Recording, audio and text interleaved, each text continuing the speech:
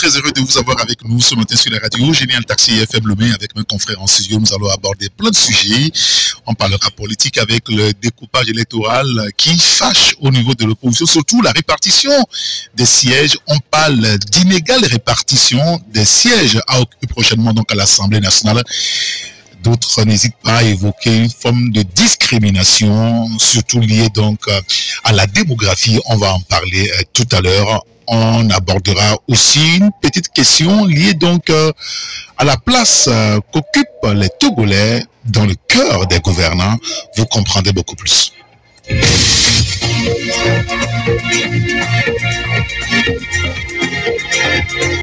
Taxi FM, la seule radio de débat, d'infos et de sport. Merci pour votre fidélité à la radio Génial Taxi FM Lomé avec Jacques Diakouti et Ambroise Pondio. Bonjour Jacques. Bonjour Eric, bonjour aux auditeurs et auditrices de Taxi FM. Tout va bien? Oui, grande est notre joie de les retrouver après cette grande finale très palpitante. J'ai senti que beaucoup de Togolais étaient pour le Nigeria. Je n'ai pas compris pourquoi. Ça peut s'expliquer à peu près aussi. Hein. Mais le jour du match, j'ai constaté que quand la Côte d'Ivoire a gagné, c'est comme si c'était un silence de cimetière à Lomé. Mais vous savez, comme quelqu'un l'a si bien dit, le football c'est un jeu. Oui, mais avec beaucoup d'argent quand même. Parce qu'il faut reconnaître que, attention, le football, il n'y a pas une société... C'est une industrie. Une industrie qui est plus rentable que le football aujourd'hui. Ça, il faut qu'on se dise la vérité. Avec l'investissement que Ouattara a eu à faire en Côte d'Ivoire par rapport aux infrastructures, on sent que vraiment, il y a de l'argent dans le football. Il y a de l'argent. Il y en a beaucoup à gagner dedans, de toute façon. Parce que les activités connexes là-bas, pour ces 3 semaines de compétition. J'ai connu un frère, un compatriote togolais qui est sérigraphe, qui est allé là-bas, mais il est heureux. Il est heureux. Il m'a appelé, il m'a dit, Jacques, non, mais si ça pouvait continuer, non, lui, il allait carrément quitter le Togo. Merci beaucoup. Bonjour Ambroise. Eric, bonjour. Bonjour Jacques, bonjour les auditrices et les auditeurs de Radio Taxi FM. Merci de nous rejoindre l'antenne. C'est un plaisir. Puisque Jacques Diakouti a lancé le débat sur le football, c'est vrai qu'on a vu des gens jouer, on est content, on a supporté les équipes, le Togo n'y est pas. Vous n'y était pas, puisque la compétition est désormais finie. On se prépare pour les éliminatoires pour la prochaine Coupe d'Afrique des Nations qui se jouera au Maroc. Oui, comme tu as planté comme tu es revenu sur le sujet, je voudrais aussi faire un petit bilan de la CAN que tout le monde, tous on a suivi, et avec intérêt d'ailleurs, et avec cœur aussi, parce que on dirait que c'est le Togo qui joue, et à un moment donné, chacun avec son équipe, que ce soit le Sénégal, ou le Mali, ou le Nigeria, d'une moindre mesure la Côte d'Ivoire. Et c'est cela que Jacques a abordé tout à l'heure. Pour dire en réalité que d'abord c'était depuis qu'on a commencé par jouer la CAN, la CAN de la Côte d'Ivoire de cette année 2024 peut se retrouver parmi les 3 meilleurs. C'est l'une des meilleures, c'est pour ne pas dire la meilleure de. Parce que le temps... Ça, le dire, c'est être aussi honnête. Ouais. C'est l'honnêteté. Ouais. On n'a rien contre les Ivoiriens. Nous sommes des frères. La preuve, c'est que moi, j'ai mes neveux, mes nièces qui sont là-bas. Ils sont 6, ils sont nés là-bas. À Koumassi, d'autres à Trécheville. Puis ma grande sœur maternelle, qui est là-bas depuis 79. Dans le Mela décédé, ça fait 5 ans. Donc, mes fils sont là-bas. Donc, Ouattara, on a beau politiquement... l'égratigner, le mettre au banc des parias, mais il faut reconnaître qu'il a réussi cette CAN. Même si les Bleus auraient été enterrés vivants pour ramener la coupe, d'autant plus que des gens sont déjà morts, étaient morts, ils ont été ressuscités, sans que Jésus même a été ressuscité en Côte d'Ivoire. C'est là où c'est l'autre qualité des Ivoiriens. C'est vrai, ils sont arrogants. Ce sont des gens qui ne parlent pas bien aux gens, comme on dirait les Gabonais, qui m'en excusent. Mais ils ont un côté humour, un côté joie, un côté créatif. C'est-à-dire côté joie qu'ils communiquent assez facilement. Par la musique, par la comédie, par l'humour et partout. Ils sont créatifs. Au Togo, on n'est pas créatif parce qu'on a tout en nous. Tout, quelqu'un l'a dit sur, c'est pas ici, sur les médias, je les ai suivis. On a tout tué en nous au point que c'est Gérard Oussa qui fait ça. Même quand vous créez, vous soumettez à quelqu'un de vous financer, lui-même il vole d'abord. Ah oui, et donc je suis frustré. Le projet, ouais. Le projet. Donc, la CAN, avec ces infrastructures que Ouattara, 5 milliards de dollars, qu'il a investi dans 5 terrains ou 6 terrains, 6 terrains construits, que ce soit à Abidjan, Korogo, à Douaké ou à San Pedro, la région balnéaire, tout ça. Oui. Comment n'importe quoi. J'ai trouvé ça excellent. Et c'est le miracle qui a surpris et étonné, sidéré tout le monde. C'est vrai, moi je n'ai pas supporté la Côte d'Ivoire, pour des raisons évidentes. Non seulement, d'abord, la première raison, des raisons politiques, à cause de Ouattara. Ah oui, bien sûr. Et les Togolais l'ont partagé. Nous aurons autant de quand même. Hein. C'est vrai, quand je donne mon propre exemple chez moi à la maison, il n'y a pas deux camps, c'est un camp. Mais arrivé en Côte d'Ivoire, il y a un semblant de, pas compromis, mais c'est ma fille qui disait, mais la Côte d'Ivoire c'est l'Afrique de l'Ouest. Si 2 pays d'Afrique de l'Ouest jouaient, la coupe va rester à l'Afrique. C'est le raisonnement qu'elle m'a dit, elle m'a cassé. Et donc, j'avais l'idéologie là. Oui. Mais sauf que ça ne passe pas. Mais malheureusement, on a beau. Il y a tout un monde derrière moi. Les champions, vous n'allez même pas dormir des fois. Hein. Quand le Nigeria a marqué, on dirait que c'est le Togo qui a marqué. Tout le quartier était en ébullition. Mais quand la Côte d'Ivoire a égalisé, c'est mort. C'est du silence de mort. C'est ce que personne n'a compris ça. Pour dire que il y a eu une rancœur. Il y avait aussi des vidéos qui ont circulé sur TikTok. Des gens insultaient les Togolais. C'est pas qui a subi ça. Oui, bien sûr, bien sûr. Donc ça aussi, ça a participé. Mais sauf que ça, c'est le buzz. C'est le buzz entre Ivoiriens et Togolais. C'est la famille. Mais c'est vrai que les Ivoiriens ont cette tendance-là. Pour dire qu'en réalité, c'est Dieu qui les a aimés cette année. C'est Dieu qui a voulu que la coupe leur revienne. Même si Grigri, Malam et Marabout sont passés par quelque part, Dieu a décidé que ce soit eux. Parce que ce ne sont pas eux qui sont plus maraboutés ou marabouteurs que les Sénégalais, que les autres. Oui, bien sûr. Et pire encore, c'est eux qui sont les meilleurs au niveau de la compétence. Bien sûr. Mais ils sont partis. Le Maroc. Naturellement. Oui, exactement. Ouais. Le Mali, on n'en demeure pas avec le Mali. Le Burkina, la Guinée équatoriale, c'est les équipes qui sont tombées, qui m'ont fait mal. Surtout la Guinée équatoriale, le Cap-Vert. Ouais, le Cap-Vert. Ils ont produit un donc c'est... Alors, chapeau. Quand on aura fini d'admirer les autres, on se rappellera forcément que nous, on n'était pas à cette compétition et qu'on se projette sur la prochaine. Mais il y a des préalables. Justement. Et vous savez que la Côte d'Ivoire ne s'est pas levée du jour au lendemain pour organiser cette CAN. C'est-à-dire qu'ils ont pris le temps de pouvoir analyser, de pouvoir investir. Parce que si vous voyez ce qui s'est passé à Abidjan avec cette CAN, vous allez comprendre que c'est des gens qui ont aimé la chose. Et vous savez, quand vous aimez la chose de tout cœur, mais vous allez en bénéficier. La Côte d'Ivoire s'est engagée. Vous avez vu entre-temps que quand un stade avait été construit et il fallait jouer un match amical contre... Ebimpe, voilà. Vous avez vu ce qui s'est passé. Oui, voilà, Alassane a tapé du poing sur la table. Il dit, mais attention, à un moment donné, il a limogé en même temps. Le patron du stade, voilà, et il a mis le Premier ministre qui a suivi les travaux. Oui.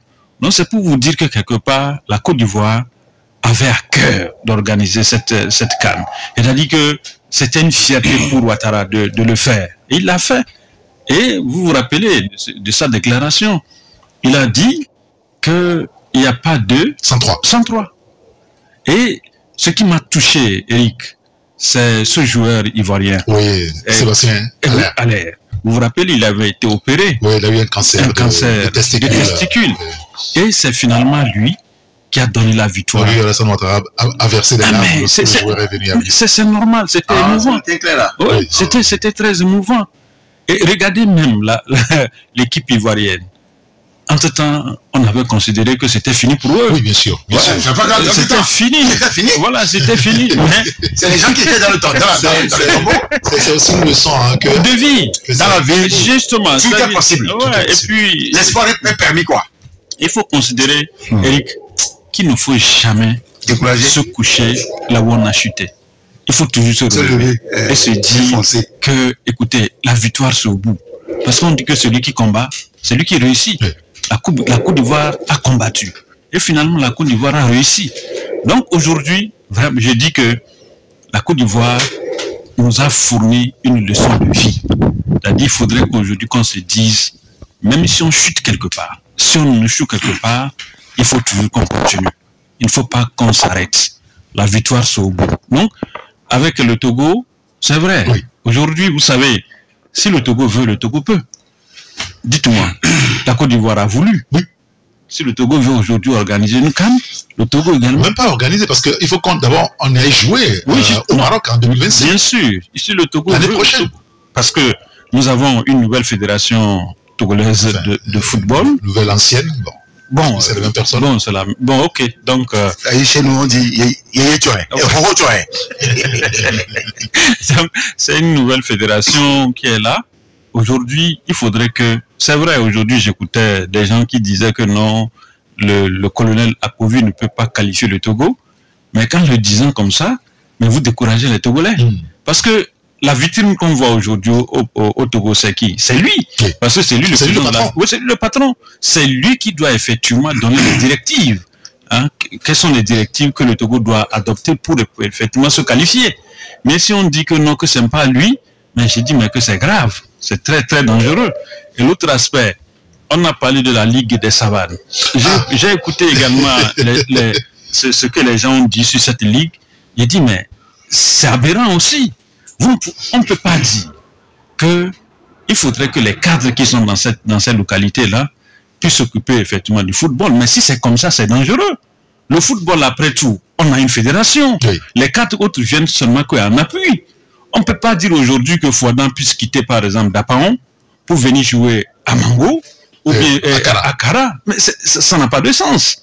Ça n'a pas du tout de sens. Et c'est ce qui se passe depuis 2 ans. Voilà, mais je crois qu'il faudrait aujourd'hui que le président de la Fédération togolaise de football puisse revoir cet aspect. C'est vrai que ce n'est pas lui qui construit les stades, c'est vrai, je suis d'accord, mais c'est lui qui doit effectivement orienter sa politique vers les décideurs togolais pour dire, bon, voilà le projet, voilà le plan que nous avons, c'est à nous effectivement c'est à vous de nous accompagner. Mais si vous ne le faites pas, mais on va accuser qui, Eric, toi et moi? Nous, c'est à Covid qu'on regarde. Nous, on ne sait pas si M. Faure Gnassingbé est président de la Fédération de football. C'est nous, c'est à Covid que nous connaissons. Donc il faudrait aujourd'hui que les gens puissent imprimer, parce que la joie que j'ai vue en Côte d'Ivoire, mais c'est pas possible. On a envie de revivre la période 2004-2005. Vous vous rappelez lorsque le Togo jouait les qualifications pour la Coupe du Monde de la CAN 2006. Eric, vous voyez ce qui s'est passé. Je vous dis que même le pauvre a eu pour son compte. Parce que chacun a donné et chacun a retrouvé également. Oui, parce que, quoi qu'on dise, vous savez, aujourd'hui, le football est fédérateur.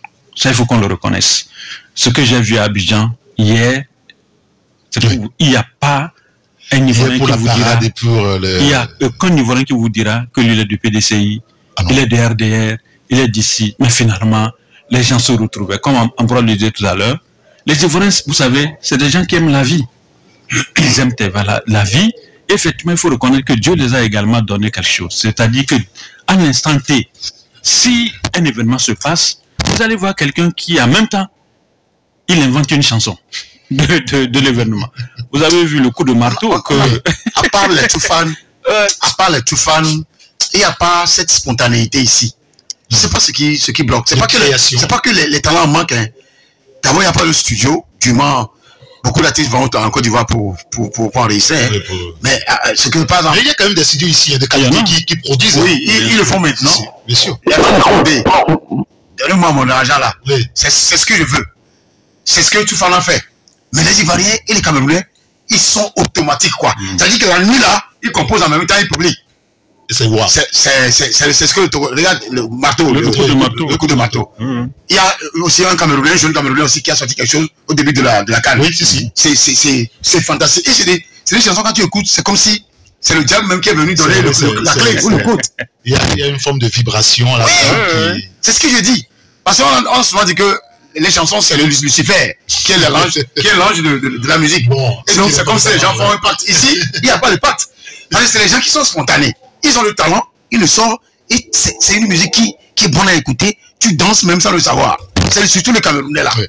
Alors, oui, je voulais qu'on insiste un petit peu encore sur le cas du Togo, parce que c'est vrai, on peut se réjouir de ce qui s'est passé en Côte d'Ivoire, on a supporté des équipes, à défaut de nous voir là-bas. On a vu Adebayor la dernière fois aussi, qui aussi a capté l'attention de beaucoup d'entre nous. Mais il faut que le Togo fasse quelque chose pour ne plus être absent à la prochaine compétition qui va se jouer comme le Cameroun. Oui, le Togo, c'est la 3e CAN que le Togo rate. Oui. À cause qu'est-ce qu'on peut dire?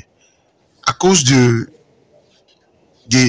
éliminations, des éliminations de notre équipe depuis la phase préliminaire jusqu'à la phase préliminaire aux éliminatoires. On ne sait pas ce qui se passe. Ce ne sont pas les talents qui en manquent. Mais il y a un problème. Moi, j'ai toujours dit le premier problème, c'est le problème politique. Vous voyez la brèche, le risque de conflit qui risque de s'ouvrir, qui est déjà latente, de s'ouvrir entre la fédération et le ministère. Parce que nous, on le sait, si les gens ne le savent pas, il faut qu'on le dise. Parce que déjà, Madame le ministre n'était pas au Congrès. Oui, c'était révélateur d'abord. Ensuite, le dernier courrier qui a semblé interdire les championnats. Oui, c'est ça. Suspend temporairement. Alors que la dernière fois, je suivais sur Sport FM, c'est Franck Mounama qui disait que le championnat n'était pas. Le problème qui s'est créé au niveau des réseaux sociaux, et souvent ces décisions-là, ils le prennent le vendredi parce que les médias ne travaillent pas. Parce qu'on pouvait les rentrer dedans. Donc, mais les réseaux sociaux, comme on fait tout ce qu'ils peuvent pour que Sport FM ou les journalistes de Sport FM disent que le championnat n'est pas suspendu. Je ne sais pas si c'est un lapsus qu'ils ont fait. Mais le communiqué est là. C'est suspendu, mais on a joué la journée là, la 13e quand même. Et à partir de hier là, le championnat est suspendu temporairement parce que la ministre prévoit une réunion entre elle et donc et la fédération de football. C'est une grave erreur. Oui. Je dis que c'est une erreur extrême gravité. La Ligue de Savane a ses raisons de réagir par rapport à ce qui se passe chez elle. Moi, ils m'ont appelé. On quittait 2 février, vers 14h, quand j'ai eu l'appel. Malheureusement, étant fatigué, j'ai dû appeler mon rédacteur. Lui aussi n'est pas dans il a quitté la ville. Mais j'ai su écouter quand même leur revendication, qui est légitime. Parce qu'on ne peut pas diriger une fédération.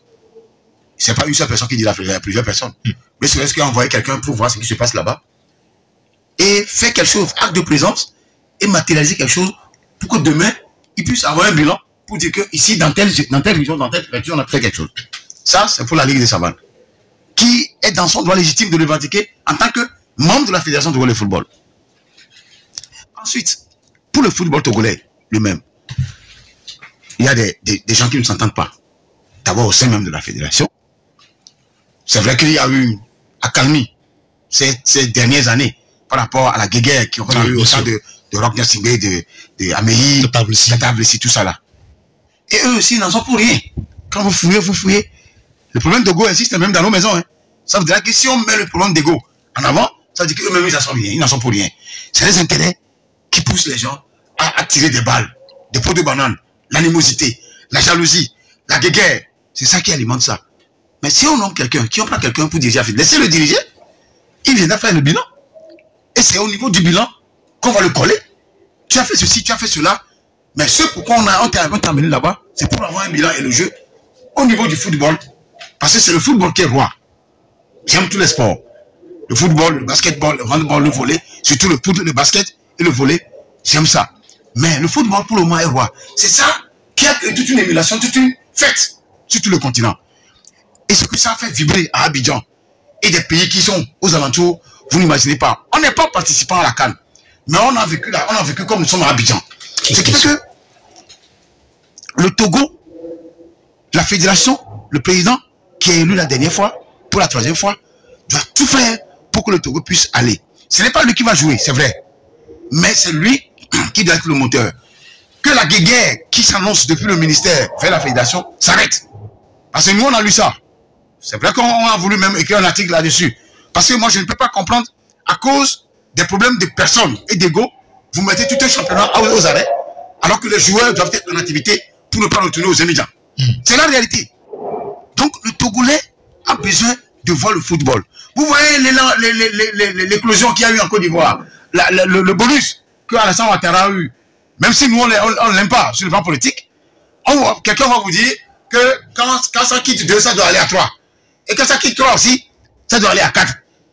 Avec plusieurs sens. Le sens humoristique, le sens politique aussi. C'est-à-dire que Ouattara peut avoir aujourd'hui, quoi, un 4e mandat, qu'on nous dise que personne ne peut blanchir.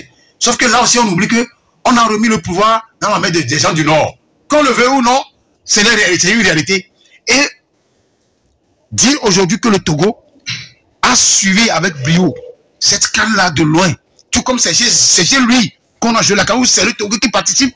Je crois que c'est un message fort qui a été tirer des leçons. Il faut tirer. C'est un message ne soit plus absent à la prochaine. On ne soit plus devant la télé pour regarder, mais qu'on soit sur le terrain des phases de la prochaine phase de finale au Maroc. Parce que c'est ça. On a suivi Adebayo la dernière fois lorsqu'il a. Il était en tout bleu. Ouais, il a apporté donc la coupe. Au moins, le Togo s'est révélé aussi là-bas. Non, je crois que. Et dire qu'il est, je dirais pas qu'il est détesté par certains, mais ici, mais. Non, il n'est pas beaucoup. Mais il faut reconnaître que c'est lui, quoi. Oui. Non, moi, je n'ai jamais rencontré Adebayo. Comme j'étais au Légat comme ça. Pourtant, beaucoup de gens me connaissent, moi aussi. Oui, bien sûr. Mais je ne le dédie pas. Parce que, on le connaît. Adebayo, quoi qu'on en dise aujourd'hui, même sa manière de faire, ça ne me plaît pas. Moi, personnellement, il est à sa place. Oui, il est dans son monde. Je ne le vois pas président de la... Je peux le voir président de la Fédération togolaise de football ou entraîneur, je ne sais pas. Apparemment, il n'a pas encore dit ça. Oui, ça y est, je suis en train de... Oui, bien sûr, je comprends, oui, bien sûr. Il doit se former d'abord. Il doit avoir une certaine retenue. Mais, étant la vitrine du Togo, pour le moment à l'extérieur, il faut qu'on lui respecte à ce titre-là. Et d'ailleurs, c'est ce pourquoi la CAF l'a appelé pour venir prendre la coupe. Ils sont pleins. Les Okocha. Oui, si. Les sondés au lycée, les Manko Kanu qui étaient au terrain. Mais on ne les a pas appelés. C'est pas parce qu'ils ne sont pas bons. Ils ne sont pas les anciens. Ils sont aussi des internationaux, bien titrés, bien connus. Mais c'est Adebayo qu'on a pris. Parce que j'ai l'impression que ce nom-là même, le monsieur, la manière dont il est très dégourdi. Bon, il est aimé par beaucoup de gens.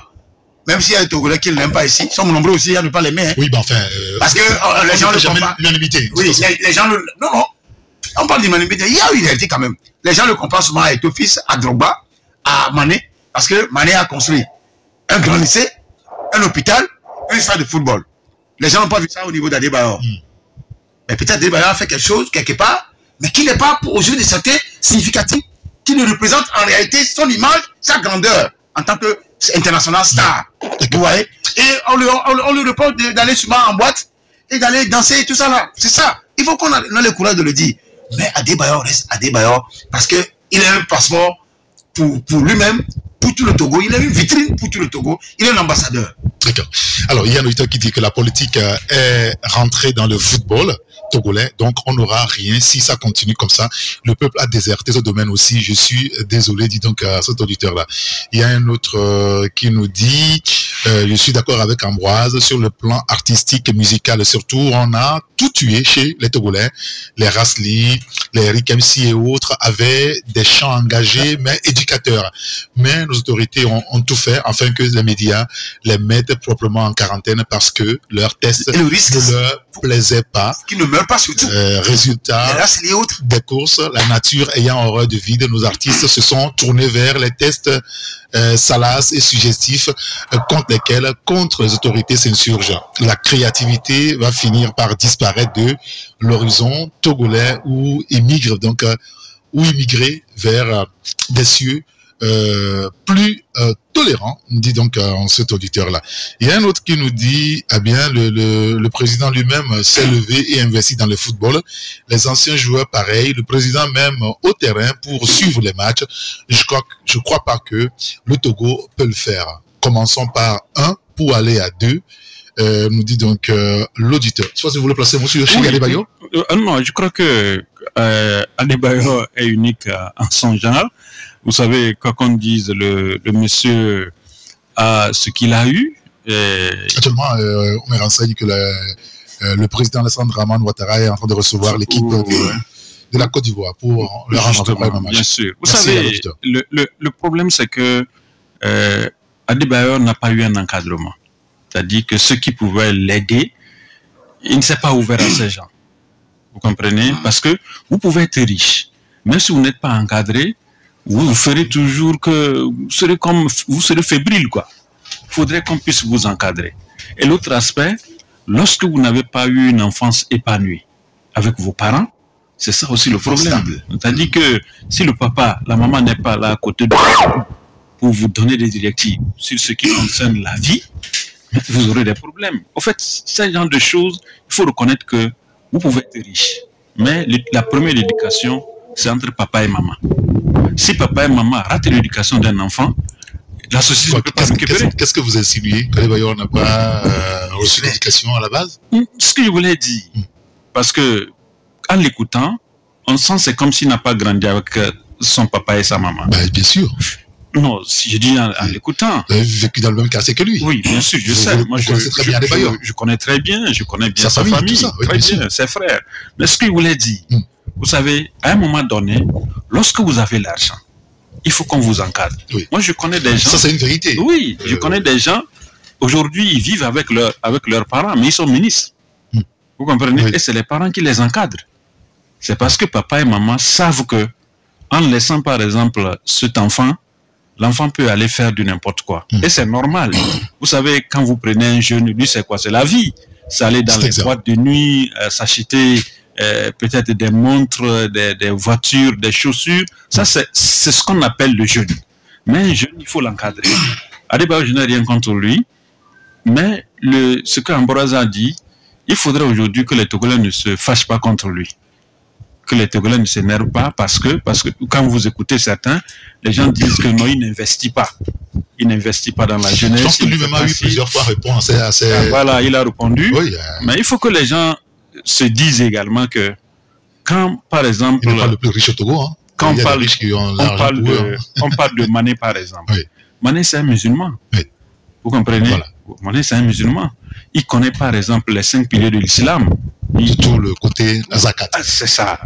Mais Adebayo, lui, je ne sais pas, est-ce que Adebayo est chrétien, il est catholique, il est musulman? Rien. Il y a ça également. Parce que la religion également compte. Vous savez que la meilleure éducation, c'est la religion. Lorsque vous craignez Dieu, il y a des choses qu'on ne pourrait pas faire. Donc, que les gens ne s'en prennent pas à lui, mais plutôt ceux qui peuvent l'aider à encadrer les gens qui se sont pris à lui ces temps-ci. Mais bon, voilà. En tout cas, l'image qu'il a quand même représenté encore hier, un peu plus, enfin pas hier, avant-hier, un peu plus à Abidjan. Qu'il puisse canaliser cette image-là, le fructifier, le mettre au profit. Tu sais, quand vous êtes une star, vous ne vous appartenez pas à vous-même. C'est-à-dire, vous devenez pas un héritage, vous devenez un bien pour tous. Peut-être c'est ce que Adebayo ne comprend pas. Vous savez, des fois, c'est Etofis ou c'est Toba qui l'a dit. Arrivé à certains milieux, il s'énerve. Parce que les gens crient, ah, c'est normal. Nous, on n'a pas atteint le niveau d'Adebayo. Nous sommes dans la politique, nous sommes des journalistes. Mais ce que déjà nous, on vit des fois, tu dis, mais je ne peux pas être à la place d'Adebayo. Encore moins des Etofis. Le seul fait que les gens te voient et te disent, ah, je vous aime tout ça là. Des fois, ça frustre. Le monsieur ne veut pas te frustrer. Mais lui, il est en train de t'aduler. Alors, comme dit, mais ça embête. Cet auditeur, Adebayo reste une star et il faut faire attention à son image. On doit aider Adebayo au lieu de l'exposer. Et c'est ce que non, personne ne l'expose.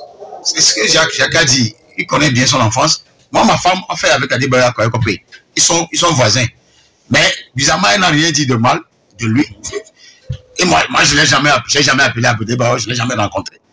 C'est pas à cause de ça. Moi, je fais juste une analyse objective par rapport à la personne et un peu comparativement à ses collègues qui sont d'autres. C'est-à-dire, vous voyez comment Mané, Adebayo n'est pas Mané. On peut beaucoup qualifier Mané de temps. Adebayo aussi est différent, quoi. Il a reçu une éducation. Mané aussi a reçu. Mais les gens n'arrivent pas à faire la différence une démarcation entre l'éducation que la personne a eue sous d'autres cieux, que ce qu'Adebayor a eu ici, son niveau d'études aussi. Tout ça, là, ça doit compter. Parce que si vous ratez le niveau d'études du primaire, CP1, CP2, jusqu'en 4e, je parle le minimum, pour ne pas dire première. Bon, et que vous dites que il y a beaucoup de joueurs même qui n'ont et que vous dites que, pas été à l'école. Vous êtes arrêté au CM2 ou au CM1, et après maintenant, vous voulez continuer pour continuer de avoir le BTS et la licence. C'est différent, hein? Oui. Oui, c'est différent. Si vous avez jusqu'à niveau moins première, là vous êtes déjà un intellectuel. Maintenant, si vous voulez un grand footballeur, et après 20 ans, vous voulez faire les cours, vous vous basez sur les acquis de la première pour continuer, et vous avez une certaine stabilité. Très bien. Ben, monsieur, dans le raisonnement, dans la logique et dans le comportement. On a d'autres sujets à aborder. Permettez qu'on avance aussi. Ça, c'est pas pour la débat, hein. Non, bien sûr. Et il y a un auteur qui dit le pouvoir n'a pas besoin de la culture seulement, le fauteuil présidentiel, vous savez, plus que nous. Un autre auteur qui nous dit que Adebayor s'est converti en islam après auprès de l'ancien imam de Tochi. Oui, c'est vrai. Ça, c'est juste un show. Avant la mort de Gabriel. Donc, c'est un musulman. Non, c'est les histoires. C'est les histoires. C'est le show. C'est-à-dire que ça, c'est le show. Qu'est-ce que vous en savez, Ambroise? Mais un musulman, on sait comment il s'habille. Non, mais attendez. Au moins, aller à la mosquée chaque vendredi. Il n'a pas encore construit une mosquée à ce que je sache. Même de son rang, de ce qu'il fait habituellement, ce qu'il aime faire aux gens. Parfait. Mais ce qui est bien chez lui, il est direct. Moi, j'aime des gens directs, quoi. Comme vous. C'est-à-dire que c'est ce qui me plaît chez Adebayor. Fais pas semblant. Il ne fait pas semblant, non. Dans la vie, il ne peut pas faire semblant. Dites la vérité, mais il faut le dire quand même à qui. Il faut d'abord savoir à qui vous le dites. Parce que quand il y a certains, quand tu le fais, ils ont mal, ils peuvent t'envoyer des gréglis, de tout ça là. Mais ça ne va pas marcher. Parce que tu le dis, tu ne fais que le dire la vérité, tu le fais du bien. Quand on te dit la vérité, il faut savoir qu'on te fait du bien. Les gens le prennent en mal. Donc Adebayor, il est franc. Il est direct. Quand le l'aime ou on ne l'aime pas, il a deux choses importantes de qualité. Il a une star. Il est un drapeau pour le Togo. Mais au-delà de ça, il est direct. Il dit la vérité. Point. Si tu jamais tu hasard, tu envoies un à Adebayor, si le tien va tirer ça, tu les antennes. C'est comme ça. D'accord, très bien. Et il y a beaucoup de musulmans qui ne s'habillent pas, à Boubou, vous ne le verrez jamais. Mais oui, j'aime ça. Je n'aime pas trop. Excusez-moi, je n'aime pas trop celle qui. Il peut être musulman, mais celle qui emballe tous les yeux, tout ça là. Merci beaucoup. On va aborder un autre sujet. Pourquoi j'aime les musulmans togolais quand même. Je veux qu'on parle un peu de la politique. Non, avant la politique. Vous avez écrit un texte il n'y a pas longtemps sur l'enseignement supérieur. Oui. Dans votre journal des Guardians paru il y a environ 2 semaines. Vous avez mis à la une le ministre de l'enseignement supérieur, professeur Iou Ateba, qui pour vous met l'avenir des étudiants en danger et enterre carrément le LMD par rapport aux examens nationaux dans les universités du Togo. Il se passe quoi? Il se passe que le ministre, sur un coup de tête et d'humeur, sort un communiqué, même pas un arrêté, pour décréter les examens nationaux à l'intention de tous les étudiants. Je crois que ce soit du public que du privé. Ça, c'est le chapeau.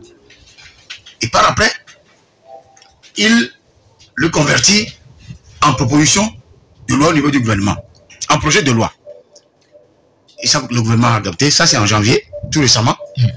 Le décret, son communiqué, c'était en août. Et la chose a pris son chemin sans consulter les acteurs du domaine, c'est-à-dire les promoteurs d'établissements privés. Puisque quand il a sorti la décision, les publics ont refusé. L'enseignement, l'université de Kara et de Lomé, ils sont allés à des conseils plusieurs fois. Quand on soulève le sujet, ils ne veulent même pas en discuter. Ça, c'est les termes propres à ça. La dernière réunion qu'ils ont fait à Kara aussi, entre les deux universités, par rapport à d'autres sujets, quand le sujet atterrit sur la table, personne ne veut même en parler. Allez vérifier. Le ministre même a installé des commissions pour travailler sur la question. Quand il y a eu des résistances, les commissions leur ont clairement dit que ce sujet-là n'est pas mauvais. Mais on ne peut pas traiter ce sujet actuellement, au vu des réalités qui sont là. Parce que nous ne sommes plus dans le système classique. Les gens sont désormais dans le système LMD, avec une loi de 2017 qui clarifie les deux options, le système, la licence de recherche, la licence professionnelle, jusqu'au master et en doctorat. Le système classique qui vous dit que vous avez une somme de matière, dont on fait la sommation, on divise par le nombre de coefficients pour trouver la note, la moyenne. Ce n'est pas comme le LMD. Le LMD, vous avez beau faire la 3e année de licence, c'est-à-dire vous êtes en 3e année, quoi, en gradation, et vous avez des crédits à valider. C'est une question de crédit. En première année, en 2e année. Ça veut dire que vous finissez l'année, en 3e année, vous n'avez pas la licence. Vous risquez d'avoir la licence après 7 ans. Tant que vous ne validez pas. Et une simple 3 crédits, 2 crédits même, peut vous éliminer, peut vous mettre, peut vous foutre du bordel comme le droit commercial en 2e année, avec Adita. Je donne juste l'exemple. Avec cette matière-là, vous pouvez faire au moins 10 ans. Si vous ne validez pas chez Adita, ça c'est le droit commercial en 2e année, ça c'est le droit. Donc, le ministre se lève un bon matin, comme on a dit que chacun doit innover, chacun doit créer, et comment on dit ça, feuille de route 2025, tout ça là. Et chacun fait son... Il y en a qui font du bien. Je ne veux pas encore féliciter ou envoyer des fleurs à quelqu'un ici pour qu'il y ait de la jalousie. Mais, si vous voulez faire quelque chose, faites-le bien. C'est comme l'AMU, l'assurance maladie dont on parle. Aucune consultation, aucune communication. Bon, un matin, on largue ça. Et c'est les entreprises privées, ceux qui sont qui s'énervent aujourd'hui. Donc, quand les gens ont refusé, maintenant, le ministre ouvre sa boute maintenant sur la privée. Mais il a consulté aucun promoteur de l'enseignement supérieur. C'est vrai qu'il y a des brebis galeuses dans l'enseignement supérieur privé. Il y a des... C'est Fabrice qui a qualifié ça. Hein. Il m'a écrit, il dit, il y a quand même des diplômes de pacotille. D'accord? Parce que les enseignements privés, il y a des gens qui viennent du Tchad, de la Centrafrique, du Gabon et autres. Et il y a certains établissements qu'on peut redouter. On ne veut pas venir ici avec un doctorat de Panama. Non, nous ne sommes pas dans le doctorat. Quand quelqu'un te dit, il a eu son doctorat au Panama, là, vous savez que c'est un diplôme de pacotille. Donc c'est justement ces genres de choses-là, peut-être que les gens veulent éviter, mais il faut suivre le processus normal, respecter la loi de 2017 qui parle du système LMD. Et maintenant, quand le système LMD vous dit, il y a un master de recherche, master professionnel, ce que le ministre dit ne concerne même pas les masters de recherche. On parle du master professionnel, ou du doctorat, ou de la licence professionnelle, et du master de recherche. Qu'est-ce qu'il en dit? Maintenant, cette année, il veut tout faire. Le décret qui est pris, c'est début janvier 2024, on veut mettre ça en œuvre en même temps. Et il semble que juridiquement, le chef de l'État n'a même pas encore signé le décret. Parce qu'il veut voir clair, selon ce que nous avons eu comme information, il veut voir clair dans cette histoire-là. Donc, comment maintenant organiser la logistique maintenant? Organiser les examens. C'est les enseignants qui seront mis en œuvre, qui seront mis sur les surveillants. Oui. Dans quel établissement? Donc tout est bloqué aujourd'hui. Et le pire même, c'est qu'il y a beaucoup d'enfants qui voyagent dans les universités européennes. Et il y a un délai pour construire les dossiers. Les campus France, tout ça là. Déjà en juin, tout doit partir. On sait comment les universités publiques finissent leurs examens jusqu'en novembre. Oui, bien sûr. Alors que les privés finissent en juin. Déjà mai, juin, les gens finissent. Juillet, les dossiers sont partis. Comment le ministre a imaginé ça? Donc, c'est une bombe qu'il largue dans la... les promoteurs sont mécontents. Ce dossier, quand on l'a sorti, je ne vous dis pas combien de professeurs, même du public, ceux qui sont à l'université, nous ont dit pour nous féliciter. Les gens même ont envoyé des documents. La loi dont je parle, j'ai la loi actuellement. C'est un confrère qui m'a ramené, c'est un professeur d'université qui a amené ça. Pour dire que on a beau, ce n'est pas l'arrogance qui dirige. Ce n'est pas, comment on dit ça, être bien vu par tel monsieur qui dirige un département ministériel. Quand vous êtes dirigeant, vous êtes un serviteur. Et quand on est un serviteur, on écoute tout le monde avant de prendre une décision. Vous n'avez écouté personne. Un simple communiqué, même pas un arrêté. Et si on prend la hiérarchie des normes, le décret, c'est vrai dessus. Oui. Mais la loi est dessus du décret. Bien sûr. Que dit la loi? Donc, ce que le communiqué que prend le ministre, même le décret du président, qui n'est même pas certainement pas signé, est en contradiction avec la loi de 2017. C'est là la dichotomie que nous présentons. Et je crois que ça va faire émulation pour que les gens, le ministre puisse revenir à la raison. Parce que tout le monde ne veut pas en parler. Tout le temps, les promoteurs sont d'accord pour qu'il y ait des... Mais comment on va l'organiser? Pour quelle filière? Pour quelle matière? Et ça, il n'y a aucune précision. Il n'y a pas de précision. Pour quelle matière? Donc les étudiants sont en l'air là actuellement.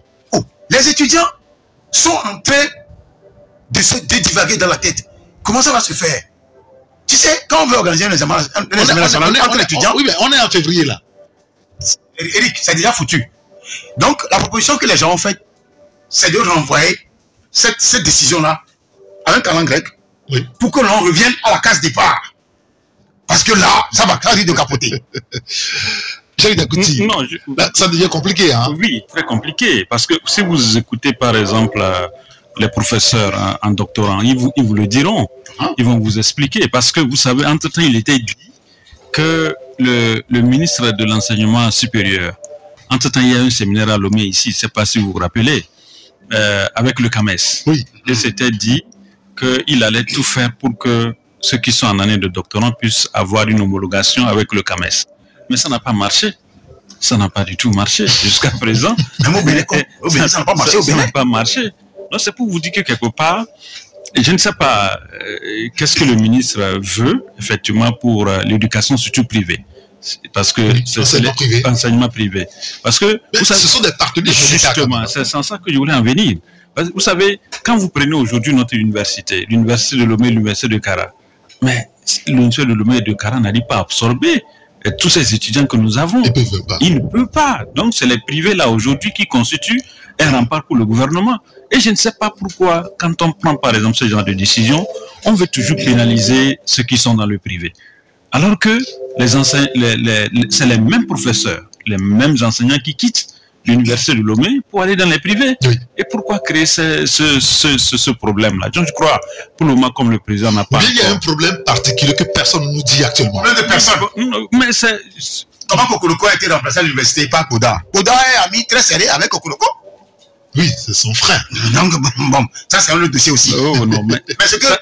bon, non, mais c'est-à-dire que il faudrait aujourd'hui que le dossier que Ambroise a sorti, mais ça couvait depuis.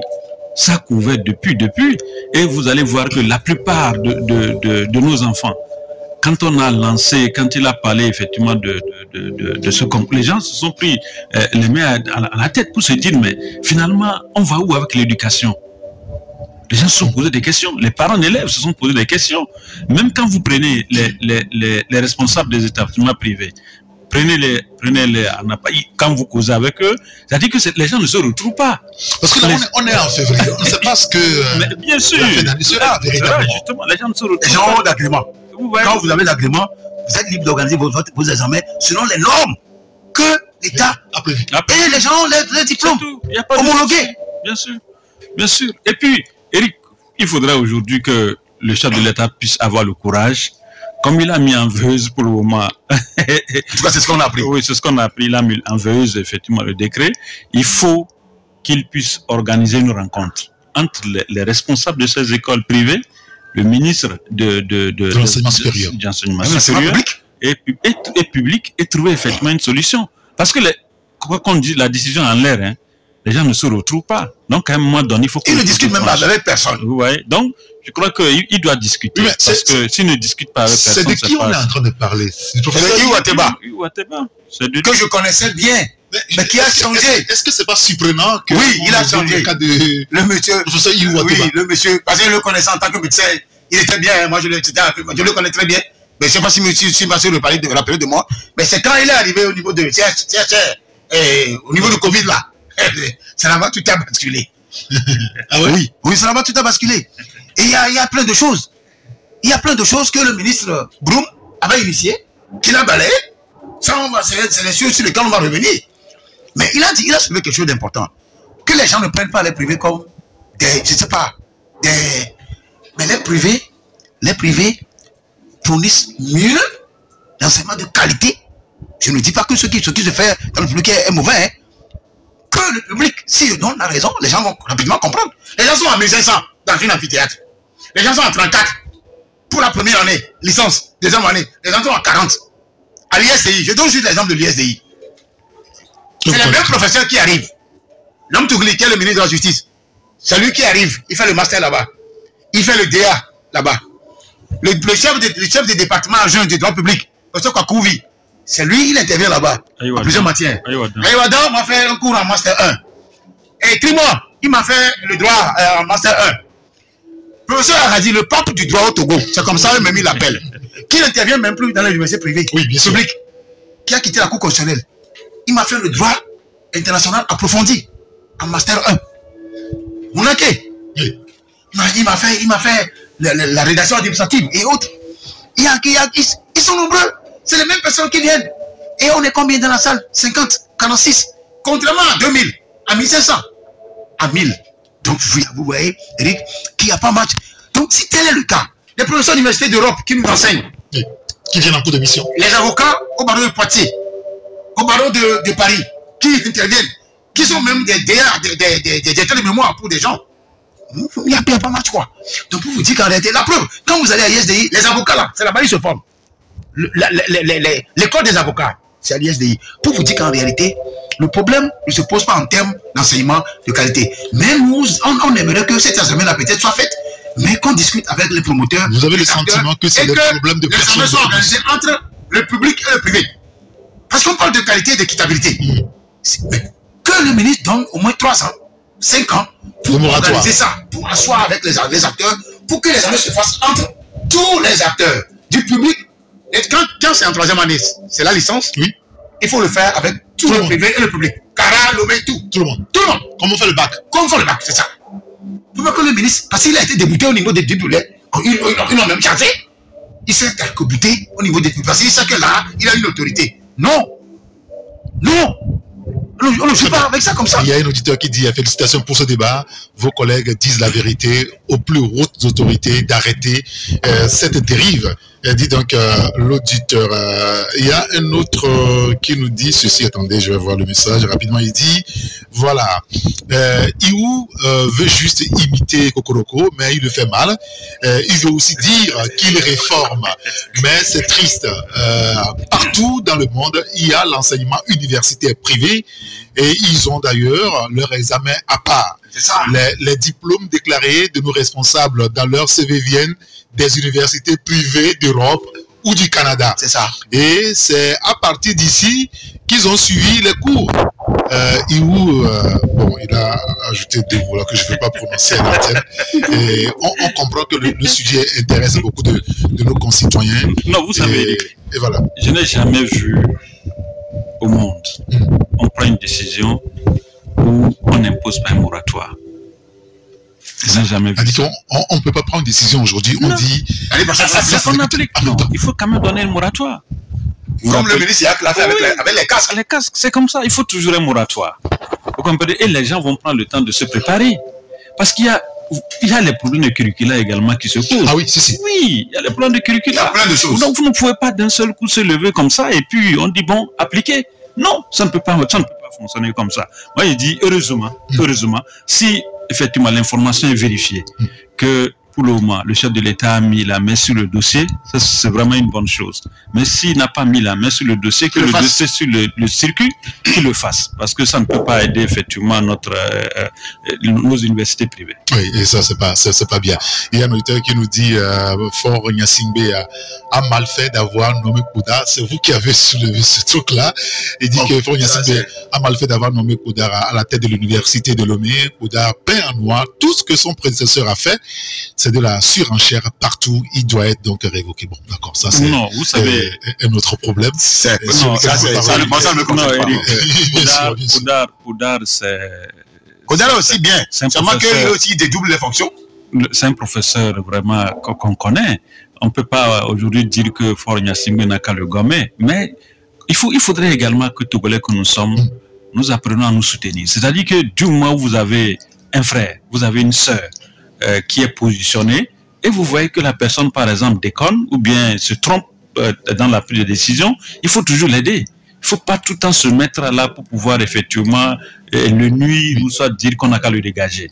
Koudar, on a vu ce qu'il a fait à l'ENA. On a vu les réformes qu'il a apportées également à l'ENA et on sait qu'il a fait le parcours avec le ministre Kokoroko, que ce soit à l'université de Kara avant qu'on le ramène au niveau de l'ENA et on le ramène encore au niveau de l'université de Lomé. Je crois que c'est des professeurs quand même qui connaissent. Je crois qu'il faudrait quand même qu'on se soutienne. D'accord, très bien. Pour finir dans cette histoire... Si vous voulez, attendez une seconde, il y a un auditeur qui dit cette disposition même va faire fuir les étudiants étrangers dans les universités privées. C'est ça. Sachant que ce sont les étudiants là qui réalisent beaucoup plus de chiffre d'affaires donc aux universités privées. Et ça, c'est un danger. Même si ce n'est pas une affaire de chiffre d'affaires qui pose, ils ne sont pas de qualité, de diplôme, il faut revenir aux fondamentaux. Les fondamentaux, c'est quoi? Il faut que le ministre précise le contenu des agrégats afin de les rendre conformes au type de diplôme que les établissements publics ou privés délivrent et en plus commettre un audit qui implique tous les acteurs du secteur, rendre opérationnel le Conseil de l'enseignement supérieur conformément à la loi de 2017. Un conseil qui proposera, sur la base du rapport d'audit, les orientations générales de l'enseignement supérieur et de la recherche en fonction des différents besoins. Il ne sert à rien, en tout cas, de courir. Il faut toujours partir à point. Ah oui, bien sûr. C'est qui le dit. Donc, c'est les grandes orientations là que le ministre doit faire. Et quand, comme il le dit, il faut faire un moratoire. On a pris une décision, mais il faut donner 2 ans, 3 ans pour l'appliquer, tout en prenant des dispositions pour organiser un examen pour beaucoup, des milliers d'étudiants. Je vous parlais de moratoire parce qu'il y a 2-3 auditeurs qui me parlent de moratoire là, dans leur message. Ils disent oui pour moratoire, mais pour AMU, assurance maladie, c'est pas de moratoire. On nous prélève sans qu'on ne bénéficie d'aucun soin pendant 3 mois. Je n'en ai pas parlé ici. Malheur à celui qui tombera pendant. Ça, c'est moi qui ai sorti ce dossier-là.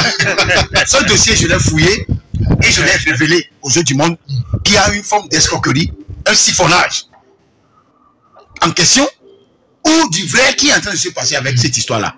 Il n'y a pas de consultation. C'est la même chose.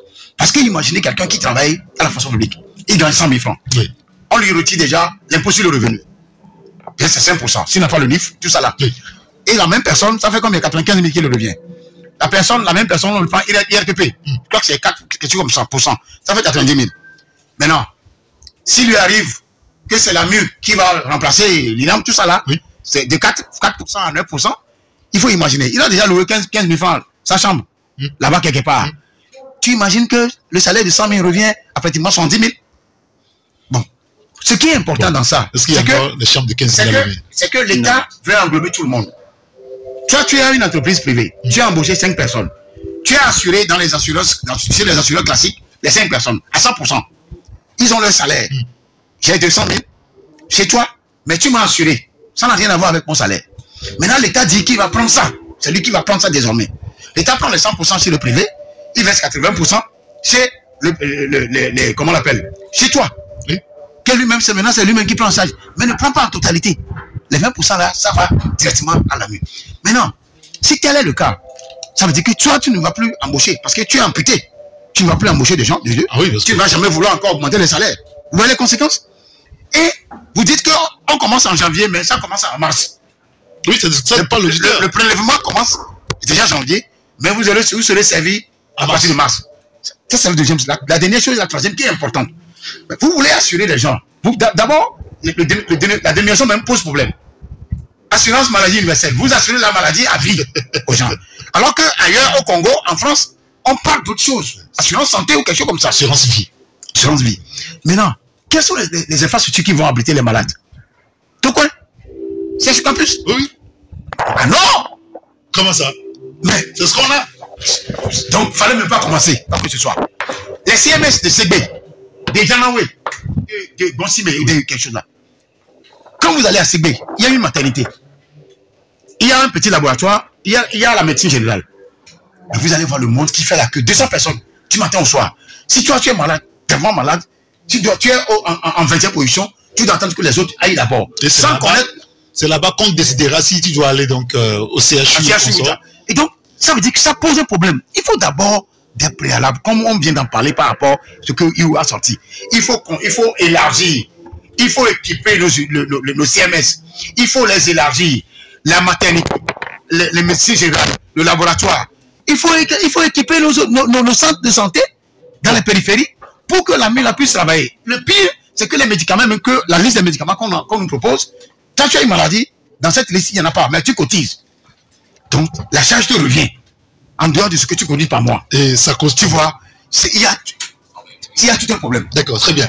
Bon, j'espère qu'on aura les responsables de l'AMI pour que on puisse les brancher. Non, ce ne sera pas facile en tout cas. Hein. En tout cas avec toi.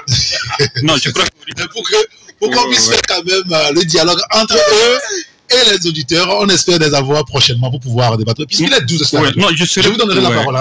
Je serai à la place de l'État. J'allais laisser les gens choisir. Non, je vous donnerai la parole, rassurez-vous. Il est 12 heures sur la radio. Taxi FM, la seule radio d'information continue.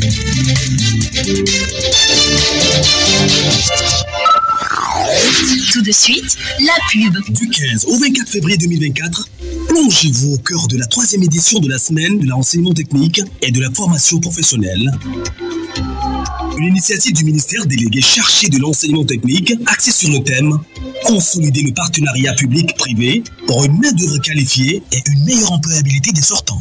Au programme, caravanes et émissions radio-télévisées, journées portes ouvertes, débats, expositions ventes, visites guidées, concours de talents, activités sportives, culturelles et artistiques, un événement marqué par 4 temps forts au sein des établissements et centres de formation, niveau préfectoral, étape régionale et nationale. Notez bien, pour cette 3e édition, le lancement se tiendra au GRETFP d'Apaon, le 20 février 2024, et la cérémonie de clôture au LETP Lomé le 24 février 2024. Plus d'informations, contactez le 90 63 64 05 ou le 70 41 85 60.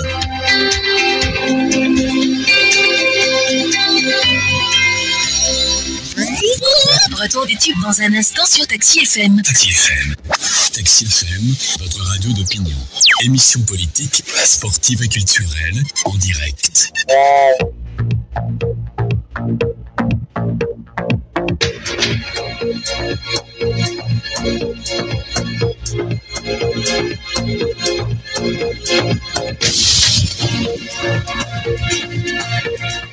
Merci de nous écouter sur la radio Génial Taxi FM Lomé. Nous sommes à la gare routière de l'information. Vous vous rendez compte, ça parle beaucoup à la gare. Avec Ambroise Ponjo et Jacques Diakouti ce matin. Vous voulez passer mot sur l'AMU, l'assurance maladie universelle? Vous savez qu'il y a beaucoup de commentaires quand même ici. Hein. Il y a un auditeur qui dit par exemple que l'argent pour les élections est passé par cette cotisation pour l'AMU. Allez-y comprendre, moi. Est-ce qu'il pense? Il dit, on prend 70 000 pour ma femme et on prend chez moi un retraité 30 000. Vous comprenez ça? Alors qu'on est assuré à 100% avant. Voilà. C'est ce que j'ai dit. Il y a un véritable problème de communication. C'est ça le problème. C'est-à-dire que les gens n'ont pas compris. Parce que jusqu'aujourd'hui, quand vous interrogez certains de nos compatriotes, ils ne comprennent pas. Pourquoi, par exemple? Malgré tout ça, c'est une explication. Oui, les gens ne comprennent pas. Parce que les gens se posent des questions. Par exemple, si je suis assuré, oui, ma femme aussi est assurée. C'est comme l'auditeur là. Voilà. Qu'on me coupe et qu'on coupe également chez la femme. Les gens ne comprennent pas. Et l'autre aspect, comme je le disais, je serai par exemple à la place peut-être de l'État que je vais laisser les gens. C'est-à-dire que libre cours à chacun. Mais ce que nous constatons, c'est que quelque part, l'État veut par exemple que toi, Eric, tu puisses m'aider à me soigner. Oui. On parle de la solidarité. Justement. Que tu puisses m'aider à me soigner, aider également Ambroise à se soigner. En fait, c'est ça. C'est ce qu'on appelle la solidarité au niveau, effectivement, de ces soins. Mais l'autre aspect, vous savez, quand vous allez, par exemple, vers l'intérieur du pays, vous n'avez pas les centres où les gens peuvent vraiment se soigner. Mais il y a ce qu'on appelle les tradithérapeutes. Vous comprenez? L'État pouvait également faire ce répertoire, par exemple, de ces tradithérapeutes. Lorsque, par exemple, il y a une maladie où l'hôpital peut-être ne peut pas soigner, ou un tradithérapeute peut le faire, on peut diriger les gens également vers là. Mais ce que nous avons constaté, c'est que l'État n'a pas pris en compte ce volet-là. L'État n'a pas pris en compte ce volet. Et pour finir, vous savez, le vrai problème au niveau de l'assurance maladie universelle, c'est au fait les salaires. Vous comprenez? Au fait, c'est le problème des salaires. C'est ça qui crée les problèmes. Quand vous avez un salaire de 50 000 francs, justement, et qu'on coupe encore 5%. Tout le débat à ce niveau. Oui. Il paraît qu'il y a même certaines sociétés qui ont carrément refusé. Ils ont demandé au personnel de se débrouiller. Ils n'ont pas voulu s'associer à ça. Mais je dis, en le faisant ainsi, en le faisant comme ça, ça ne va pas aider. Ça ne va pas aider les employés de ces sociétés-là. Ce qui est sûr, il faudrait que les compatriotes comprennent. C'est pourquoi je disais tout à l'heure, c'est vrai que les ministres ont fait un peu le tour sur toute l'étendue du territoire, mais ils n'ont pas rencontré les personnes cibles qu'il fallait rencontrer. Vous comprenez? Les travailleurs, c'est ce qui sont le plus concernés peut-être. Oui, mais il y a également les retraités aujourd'hui. Il y a les retraités qui sont concernés. Vous voyez, donc, je crois qu'il faudrait que là aussi, on pouvait parler de moratoire au niveau effectivement de l'assurance maladie. Mais comme l'État a fixé que c'est à partir du mois de mars que cela sera pris en compte, je crois qu'il faudrait que l'État continue toujours, comme vous l'avez dit, par rapport à la sensibilisation pour aider également certains à comprendre. Vous savez, ce n'est pas seulement au niveau des médias. L'État également a les moyens d'aller par exemple au niveau des quartiers. Un week-end comme ça, l'État peut organiser une rencontre au niveau des quartiers, appeler par exemple les retraités, les fonctionnaires qui sont dans ces quartiers-là pour une causerie. Parce que lorsque vous causez par exemple avec ces gens, ça passe plus lorsque vous êtes par exemple sur un média. Le média, au moment où le ministre est en train de parler, peut-être le monsieur veut faire quelque chose, il est déjà parti. L'essentiel, le ministre l'a déjà dit avant qu'il ne revienne. Ouais, mais les causeries au niveau des quartiers, des villages, des villes, ça peut vraiment aider également les populations à mieux comprendre. Bon, le débat ce matin n'est pas sur la mine, mais bon, on est rentré là-dedans. Oui, bien sûr. Il y a l'auditeur qui dit par exemple qu'avant de mettre en œuvre cette histoire de la mue, il faut d'abord équiper les CMS, un peu comme vous l'avez dit, de matériel et surtout d'ambulances pour qu'en cas d'urgence, on puisse évacuer rapidement les urgences vers donc les centres spécialisés. Mais c'est toujours une gouvernance de jouissance. Dit donc cet auditeur-là. Il y a un auditeur qui dit au Ghana, tu payes l'équivalent de 1500 francs CFA par an et par personne. C'est tout. En Côte d'Ivoire, c'est 2500 francs par personne et par an. C'est quoi cette affaire de taux appliqués sur les salaires? Est-ce qu'ils prélèvent chez nos militaires en fonction? Ah, il y a un message qui est venu par rapport aux militaires comme ça. Bon, comme on est en direct, pas le temps de vérifier tout ça. Apparemment, il semblerait. Je n'ai pas encore vérifié qui ne prélève pas pour le moment chez les militaires en fonction. En contre, chez les militaires retraités. C'est sensible. Donc, comment? Tu connais les militaires, non? Ils ont des comptes. Tu me prends 50 000, tu vas reprendre 5 000 francs dedans. Oui, bien, où est le problème? En principe, dans un État républicain, ça ne pose pas de problème. Non, je crois qu'ils ont une caisse qu'on appelle, j'ai oublié. Ils ont une mutuelle. Voilà, une mutuelle. Je crois que c'est à travers cette mutuelle-là qu'on les prélève. Je crois que ça, eux aussi, on n'en commence pas à les prélever? Je dis peut-être ça au niveau de cette mutuelle, je ne sais pas. D'accord, très bien. Alors, dis donc, ce message sur la mue là, il y en a encore une tonne ici. Hein? Oui, ça énerve les gens. Ah oui, parce que ça mesurer. Les gens. Il y a le temps qui dit pour mon salaire, la mue a pris 10 380 francs en plus de la caisse qui prend pratiquement 9 000 francs. Et c'est dans le même salaire, je suis très en colère. Tu vois, on ne peut pas faire quelque chose contre la personne. Vous voulez que moi j'aille à l'hôpital, je prends les médicaments gratuits, mais demandez mon avis. Ça ne doit pas être une obligation, je suis désolé.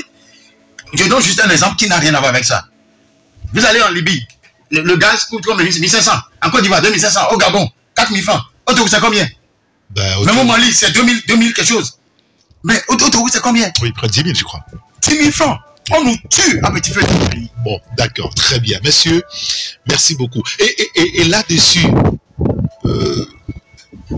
est-ce qu'il n'est pas important que on fasse tout pour ne dépendre que de nous et non des autres? Je vous écoute. On nous a dit à tout prix. Vous savez, on nous a toujours dit que pour être épanoui, il faut s'organiser soi-même.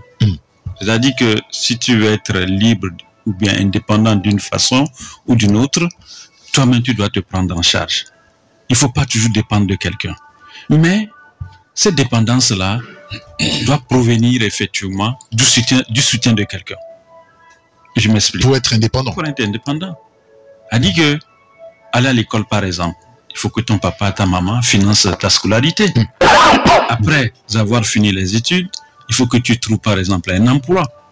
Si tu n'as pas été engagé au niveau de la fonction publique, il faut que tu puisses quand même avoir un fonds pour démarrer peut-être une activité. Ouais, donc, c'est ce genre de choses que nous n'avons pas qui irritent effectivement les gens. C'est-à-dire que quand vous voyez aujourd'hui les gens, quand ils ont par exemple une petite boutique, où tout le temps l'impôt, par exemple, je parle de hauteur vient, la mairie également vient, il y a le propriétaire peut-être de la boutique également qui est là, qui vient également prendre la location. Ça irrite effectivement les gens. Les gens se disent, mais à quoi bon semble alors de pouvoir investir et que les autres viennent tout le temps prendre ce que le dû que je devais avoir pour m'épanouir, et finalement je n'arrive pas à joindre les deux bouts. Le débat à ce niveau. C'est pourquoi moi j'ai toujours dit, vous savez Eric, aucun pays ne peut se développer s'il n'y a pas les riches intermédiaires. Oui, c'est bien sûr. Sinon c'est pas possible. Vous prenez vous prenez la France, prenez la puce au niveau de la France, vous allez constater que aujourd'hui c'est la classe moyenne là aujourd'hui qui soutient. Mais aujourd'hui ce que nous constatons dans notre pays c'est que il y en a qui sont tellement perchés, qui sont tellement riches, mais il y en a également qui sont là, qui sont tellement très pauvres. Alors, mais comment se battre? Là, on parle de ceux qui sont en bas, peut-être en bas de l'échelle, mais quand on parle du pays, notre pays, le Togo, comment se battre pour l'indépendance de notre pays, véritablement? Vous vous rappelez, même au niveau de l'agriculture, de l'énergie, on ne dépend pas que de nous, hein, on dépend plus des autres aussi. Oui, comment régler ça? Ça y est, quand on pose ce genre de questions, ça me renvoie à la première gouvernance du président brésilien actuel qui était là, oui, Lula da Silva. Ça y est, le monsieur est arrivé dans un chaos. Il a créé une classe moyenne après 5 ans, pas 7 ans, une classe moyenne de 40% de la population. Et c'est cette classe moyenne-là qui supporte le poids de ceux qui sont en bas, comme tu le dis. Ici, la classe moyenne n'existe pas. C'est une classe intermédiaire de 8%, certainement, qu'on peut dire exister au Togo. 2% sont riches et 90% sont extrêmement pauvres. Il faut défiscaliser beaucoup de secteurs. Ça, c'est le premier élément. Ça veut dire que l'État n'a pas de ressources. L'État doit avoir des ressources. On doit payer les impôts. Mais l'élargissement de l'assiette fiscale va s'arrêter à un moment donné. Je donne juste moi mon exemple. J'ai un contrat avec Taxi FM. Quand Taxi FM veut me payer chaque mois, c'est 100 000 francs. On me prélève 5% si je n'ai pas 10%, si je n'ai pas le NIF. Ça, c'est un. Et deux, on me demande, je paie déjà l'impôt sur les boissons. Juste pour mon plaisir, je prends une boisson ou deux, 3 bières par semaine. L'impôt c'est taxé. Oui, bien sûr. J'ai 2 000 francs que je paie chaque mois à l'électricité. C'est toujours l'impôt. Tu comptes tout ça là, c'est les taxes. TVM, j'ai payé ma voiture au port à 1,5 million. Je l'ai fait sortir à 1 million ou à 1,2 million. C'est déjà la taxe que j'ai payée. Je me demande pourquoi payer encore la taxe sur le moteur. Le moteur n'était pas dans la voiture quand j'étais au port. Jacques, je ne sais pas si vous me suivez. Le carburant que je prends sur 1 litre, cet expert-là, ça fait 10 ans, autant de Gozan, nous avons dit que ça fait 10 taxes, se greffe sur une seule, c'est-à-dire qu'un seul litre d'essence. Je souhaite que les auditeurs prennent un bic pour noter tout ce que j'ai cité là. Mais ce n'est pas tout. Il y a plein de choses que nous payons. Il reste maintenant l'air. Nous payons aussi l'impôt sur l'air que nous respirons. Quand je vous explique, ça fait rire. Comment vous ça fait rire, mais malheureusement, c'est la réalité. La mairie aussi vient chercher sa taxe d'habitation et autres. Et c'est le même structure qui prend ça pour peut-être verser au FACT qui est le fonds, et pour verser aux communes. Dans un pays comme ça, vous n'aurez que des pauvres, des gens qui souffrent, des misérables. On dépendra toujours des autres. Au même moment, les gens n'ont pas un salaire qui répond aux réalités aujourd'hui. Quand vous allez en Côte d'Ivoire ou au Gabon, ils ont un niveau de vie très élevé. Il y a le local de 3 sur 3 à Lomessi, dans un milieu comme Aïdé Gomé, c'est à 10 000, 12 000. Si les chambres salon, c'est à 20 000 ou plus 25 000. Ce n'est pas interne ça. Mais quand vous allez à Kato, 3 fois 3, vous pouvez trouver à 5 000, 7 000. Vous voyez ça? Ou à Niravé, tout ça là. Mais quand vous allez à Dakar, une cabine, c'est à 50 000 francs. Au Gabon, c'est à 70 000, 80 000 francs. En Côte d'Ivoire, c'est à 60 000 francs. Je donne l'exemple du gaz tout à l'heure. Mais on ne peut pas comprendre qu'au Gabon, ou au Sénégal, où on prend une cabine, 3 à 50 000 francs. Ici, c'est 7 000 francs. Et qu'on paie le gaz là-bas à 3 000 francs. Ici, c'est à 10 000 francs. C'est le même Togolais qui paie tout ça.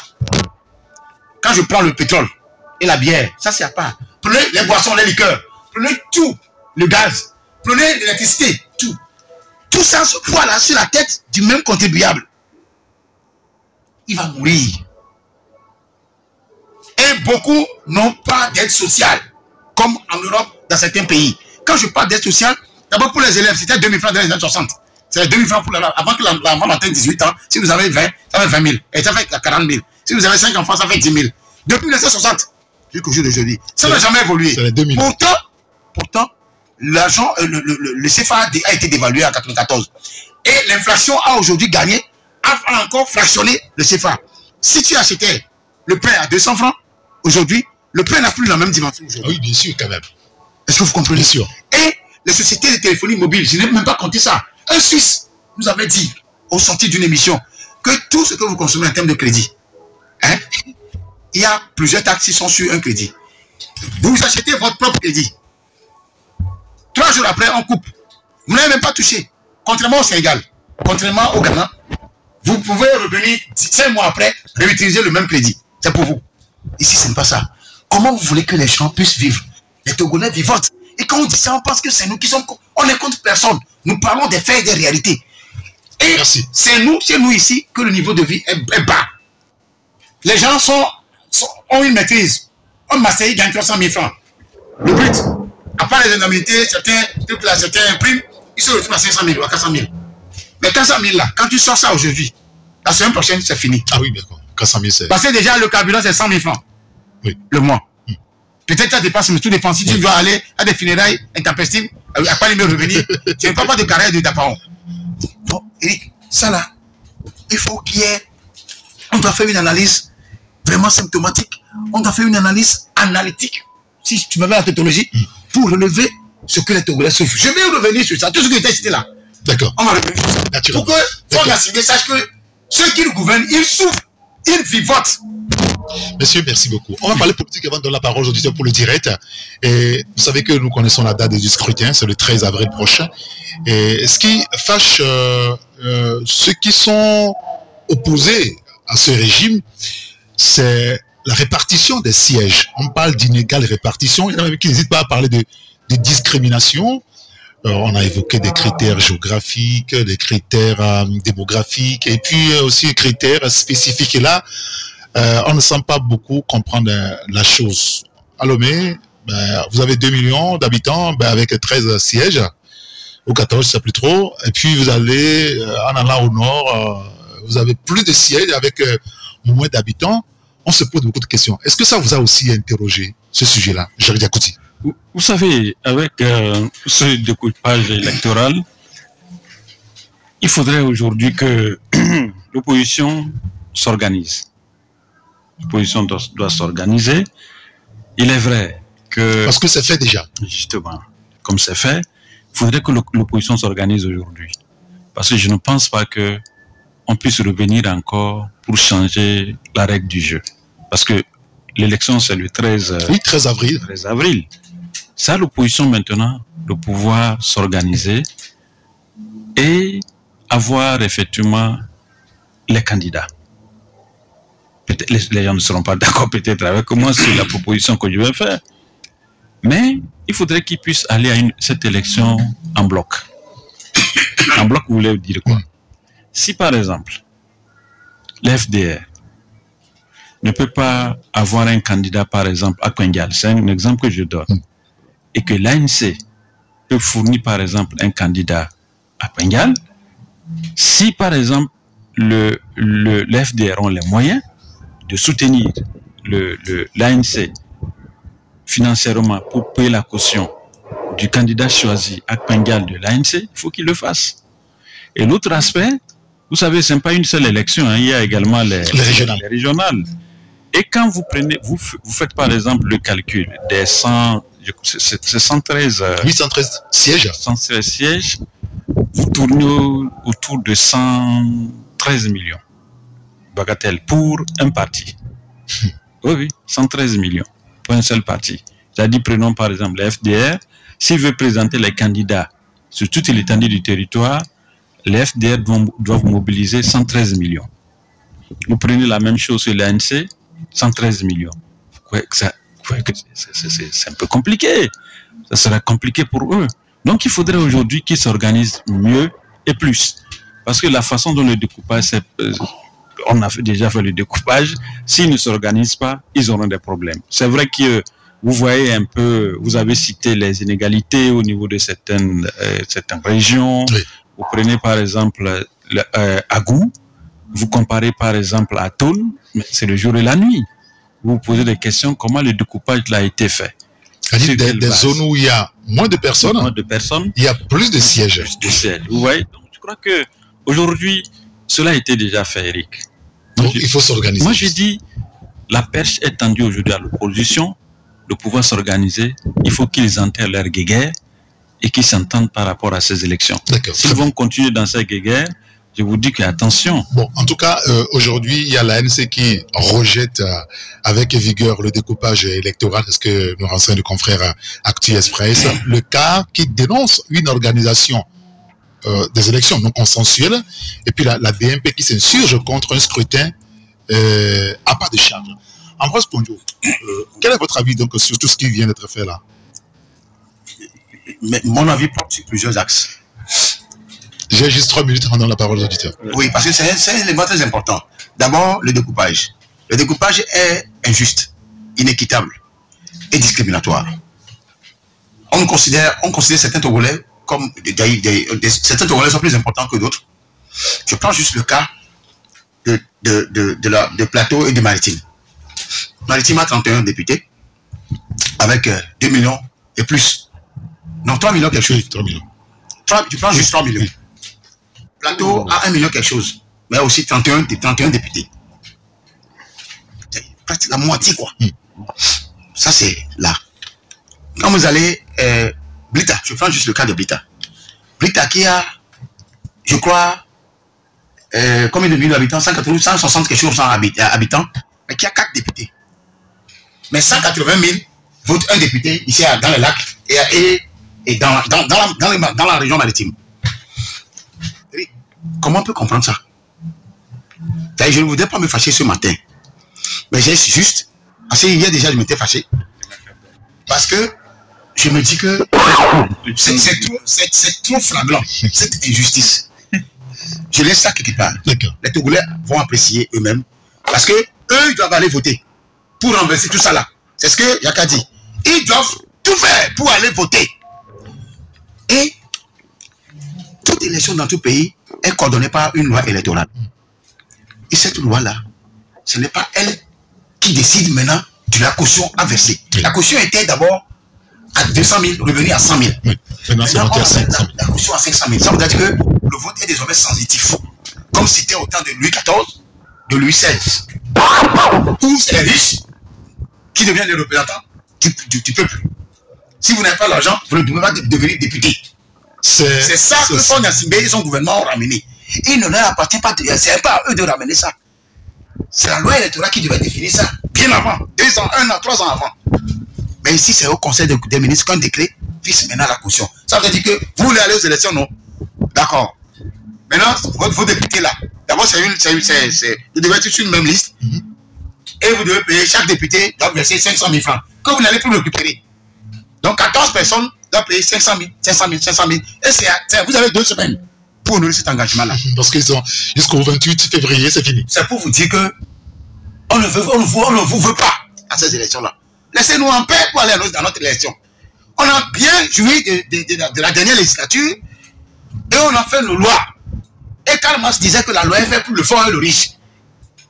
Quand les Tama, les Abaskawa et les Alipi criaient là, je leur ai toujours dit, mais monsieur, qui vous a voté? Quel Togolais vous a voté? Les lois, parce que Abbas Bonfo qui disait, il y a des buveurs de lait. Mais les lois qui ont été faites, il y a des lois qui disent que vous ne pouvez pas marcher devant un commissariat, derrière une gendarmerie, devant un hôpital, devant un marché. Finalement, où les Togolais vont marcher pour manifester leur colère? Quand la bouteille est à bout, qu'est-ce que ça fait? Ça explose. Et donc, aujourd'hui, nous sommes dans un processus où l'arbitre, l'acteur du jeu devrait l'arbitre. Ce n'est pas le gouvernement, ce n'est pas au gouvernement de décider combien les gens doivent payer et quand le payer et quand le faire. Finalement, la CENI et la loi électorale n'existent pas. D'accord. Très bien. Monsieur, merci beaucoup. On va écouter nos auditeurs sur les sujets qu'on a abordés ici en studio. Et le seul numéro sur lequel ils peuvent nous appeler, c'est le 92 60 81 81. Pour nous envoyer juste un message, ça pourra aussi passer. Et le message, c'est sur le 93 94 96 64. On va prendre le premier auditeur au téléphone. Allô? Oui, bonjour. Oui, bonjour. C'est monsieur Basile. Monsieur Basile, nous vous écoutons. Ah, il faut nous donner plus de temps. Hein. Même les. Monsieur Basile, là, vous perdez déjà le temps. Monsieur Basile, on n'en a pas besoin. Monsieur Basile, allez-y. Allez-y, oui, vous perdez déjà le temps. Allez-y. Oui, je suis en train de vous dire qu'il faut nous donner beaucoup de temps. D'accord. Au lieu de dire cette histoire de Adebayo, moi, je ne sais pas de qui il s'agit. Bon, il y a ce problème-là, c'est notre opposition. Nous tous on fait partie. On a laissé ce gouvernement faire. C'est pourquoi il se laisse ce qu'il veut, c'est ça qu'il fait. Mais ce n'est pas comme ça qu'on gouverne. C'est pas ou rien. Parce que le ministre Barra a dit qu'il n'y aura plus quoi dans le pays. Et puis c'est ça quoi. Je ne sais pas comment est-ce que vous pouvez être là et gouverner. Nous ne sommes pas des moutons quand même. On ne sommes pas des moutons au Togo ici. Vos collègues qui disent souvent que ce n'est pas ici au Togo seul, heureusement qu'ils ne sont pas au plateau aujourd'hui. Mais ils sont pleins. Merci. Merci beaucoup, M. Basile. Merci de nous avoir appelés. 92 60 81 81. Nous sommes sur la radio à Taxi FM à Lomé. On prend le second auditeur. Allô? Allô, bonjour. Bonjour, cher Selassie. Comment allez-vous? Je vais bien. Nous vous écoutons. Et pour le cas de l'assurance, c'est une maladie ou santé là. Si on demandait l'avis des gens, ce n'est pas mieux parce que il y a des gens qui n'iront jamais à l'hôpital. Je pense que c'est leur cadavre qui ira là-bas. Pourquoi? Ah oui, je vous dis, il y a des gens qui n'iront jamais là-bas. Ils vont ailleurs. D'accord. Donc si on demandait l'avis des gens, je pense que ce serait mieux, quoi. D'accord, très bien. Merci beaucoup, Gérard. Merci de nous avoir appelés. Il y a un autre auditeur, 92, 60 81 81, toujours à votre disposition pour nous appeler, donc pour aborder le sujet. Donnez-vous aussi votre avis sur le sujet qu'on a abordé. C'est ça, en réalité, le principe de vous donner la parole juste après les confrères qui sont en studio avec nous. Allô? Oui, bonjour. Bonjour. Alors, est-ce que vous pouvez diminuer le volume? M'éloigner. Oui, éloignez-vous Oui, de moi votre j'ai poste. appelé comme ça. Hein. Je ne savais pas que c'était en direct. Quoi. On Non, va toujours... vous avez parlé du découpage, du fameux, tout ça là, non? Oui. Oui, bon. Ça a été instauré par le CR. Hein, il nous a triché durant 41 ans. Le fils a atterri en 2005. Il nous a promis les réformes démocratiques que son père n'avait pas fait. Et puis on en est là. Pour qu'on profite des biens, je l'ai dit, du pays, pour qu'on soit heureux, la liberté, la démocratie. Et maintenant, il est venu corser les choses. Hein, il essaie de monarchiser la République. En gros, c'est pas normal. C'est pas bon ça. Normalement, il est plus jeune, il devrait faire mieux que le père. Mais là, il fait le contraire carrément. Hein? Qu'est-ce qu'il faut faire maintenant? Et moi, j'exhorte les militants du RPP, les miliciens, tous ces gens-là, de voter contre eux pour leur arracher le Togo. Ils l'ont trop pressé. Ils ont trop pressé ce pays. Il faut que les miliciens, les RPP, leur arrachent le Togo pour le gérer eux-mêmes. En bien pour nous tous. D'accord. Ils peuvent le faire. De 15, de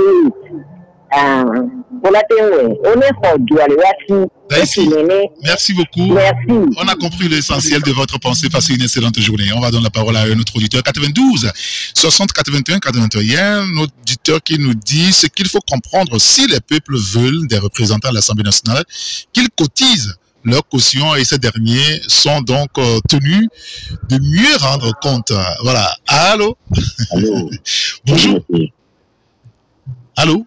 Oui, allô, bonjour, monsieur. Bonjour, c'est monsieur? Noé. Monsieur Moïse. Noé. Noé. Ah, excusez-moi. Allez-y, nous vous écoutons, Noé. Alors, je vous remercie pour l'émission. Merci à vous. Et je prierai à vous les journalistes, puisque quand on parle de journalistes, c'est une personne de référence.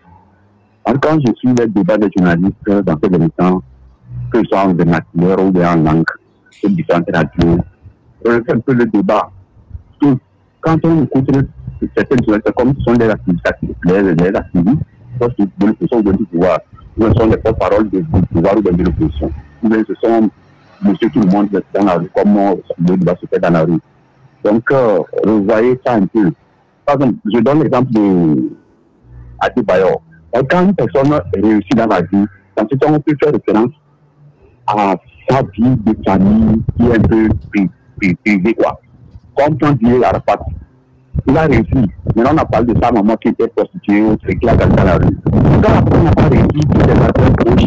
Donc, ça, à cette vie de sa vie, ça touche un peu. Donc, c'est pour ce côté que je voulais aussi relever. Et puis ensuite, c'est Primo qui a répondu à Thierry comment qu'il est parti contre les vaches.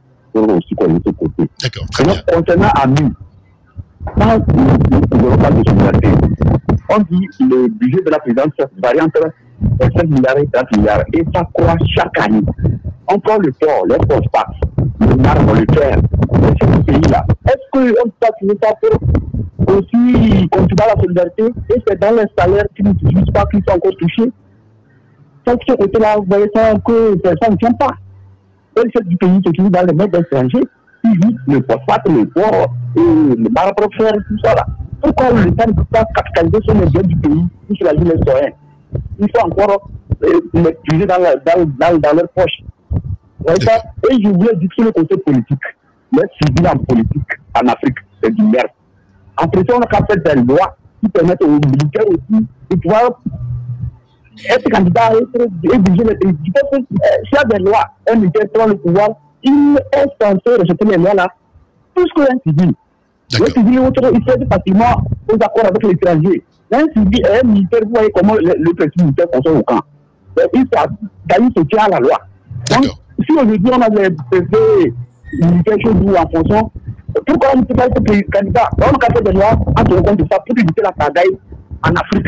Parce que les civils, on dit que c'est la politique en Afrique, ils font de la pagaille. D'accord. Et j'ai regardé l'accord chez nous. C'est le 20 juin et le 20 août 2006 que les partis de position sont là à la République qui n'est pas amené. Et ce débat-là, il y a une réponse sur le fait qu'il faut faire un acte mal fait. Même dans ce pays, ça. On va faire un bon travail sur le coupage à l'ONU, mais on voit que ce ministre va capitaliser ça, on dit non, il faut aller là-bas. Et c'était le parti politique qui se disait populaire à l'époque, qui a voulu ça ainsi.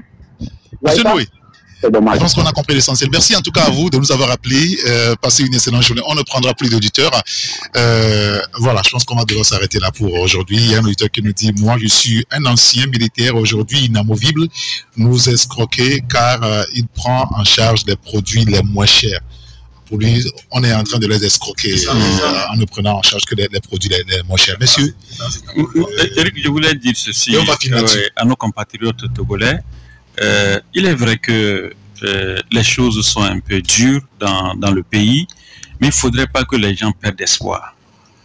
Je vous dis, la Côte d'Ivoire nous a réservé une bonne leçon de vie.